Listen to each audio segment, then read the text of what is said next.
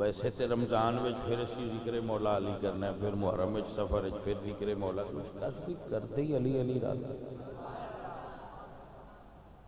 اونج جڑے نہ منن والے نے انہاں کوئی نہیں مننا، پاویں اسی سارا سال بھی کردے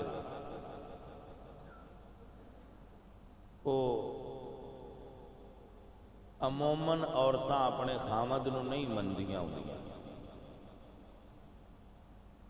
جی میں منن دا حق ہوتا ہے۔ کوئی ایک اللہ دا کوئی درویش سی آندے نے انہاں دی مائی ہوری انہاں نے ایڈا کوئی نہ منگے شندے تو میں بنے آئے گل تیرے آئی کوئی آئے میں بندے تیرے کول آندے چاپو کے دم کریں دے راندے میں تے نہیں جاندی ہر ویلے کول تیرے چ گل کوئی نہیں۔ ایک دن فرمان لگے مائی ہری اج میں درویش ویکھی آواز جڑدا جاندا ہے، انہاں فرمایا اون من لی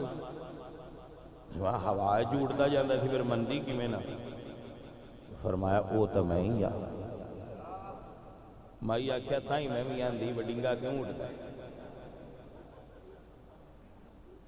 پاجی سمجھ آئی؟ لہذا انہاں جڑے نہیں منتے انہاں تے ساڈا ذکر علی کوئی نہیں مرنا، انہاں آخنا اٹھتے ہو سو پر ڈنگا اٹھتے ہو۔ لیکن الحمدللہ منبر تے بیٹھ کے آنے اسی بندیاں سے نہیں کردے، اسی اللہ تے اللہ دے رسول دی رضا واسطے ذکر ہے۔ اس تو بڑا بیان الفی کیڑا ہو سکتا؟ بندیاں سے نہیں کرنا، بندیاں نے سنانے دی ضرورت کے نہیں، اللہ تے اللہ دے رسول دی رضا واسطے